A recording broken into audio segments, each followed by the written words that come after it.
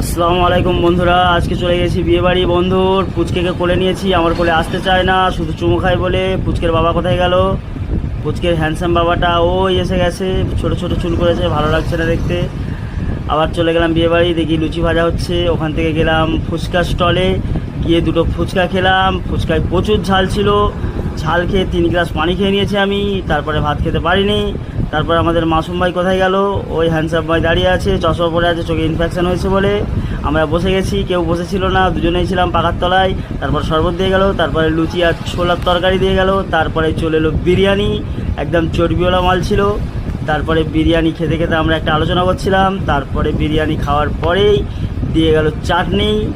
বিরিয়ানিটা কিন্তু খুব দারুণ ছিল। তারপরে চাটনিটা দেওয়ার পর দিল পাঁপড়, পাঁপড় দেওয়ার পর দিল মিষ্টি, দুটো করে মিষ্টি দিয়েছিল। মাসুম আমাকে একটা তুলে দিল, আমার 3টে মিষ্টি হয়ে গেল। 3টে রসগোল্লা খাওয়ার পর দিয়ে গেল ওরা আইসক্রিম। আইসক্রিমটা হাতে নিয়ে আমরা এবার বেরিয়ে পড়লাম বিয়েবাড়ি থেকে।